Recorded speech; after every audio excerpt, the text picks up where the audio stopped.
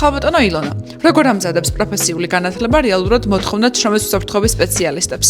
შრომის უსაფრთხოების სფერო დღეს პირდაპირ არის დაკავშირებული კანონმდებლობასთან, დასაქმებასთან და ბიზნეს მდგრადობასთან. რეალურად დღეს დამსაქმებელს სჭირდება სპეციალისტი, რომელსაც აქვს შესაბამისი ცოდნა, უნარები და პრაქტიკული გამოცდილება, რომ შექმნას, მართოს და აკონტროლოს სისტემა, მოახდინოს საფრთხეების და რისკების იდენტიფიცირება და დროული რეაგირება. ხალბატონო ილონა, რომ გვესაუბროთ შრომის უსაფრთხოების პროფესიის მნიშვნელობაზე. უსაფრთხოების აკადემიაში იმისთვის, რომ სტუდენტები მოამზადოთ რეალური სამუშაო გარემოსთვის, გვაქვს რამდენიმე პრიორიტეტული მიმართულება. პირველი, ძალიან მნიშვნელოვანია, რომ პროგრამა და სასწავლო გეგმა შეესაბამება კანონმდებლობას და შრომის ბაზრის მოთხოვნებს. მეორე, უსაფრთხოების აკადემიაში მაღალკვალიფიციური, საკმაოდ გამოცდილი და ძლიერი გუნდი მასწავლებლებისაც ცდილობენ მაქსიმალურად, რომ სტუდენტებს მისცენ ღირებული თეორიული და პრაქტიკული ცოდნა იმისთვის, რომ რეალურ პრაქტიკულ ველში მათ წარმატებულად და თვითდაჯერებულად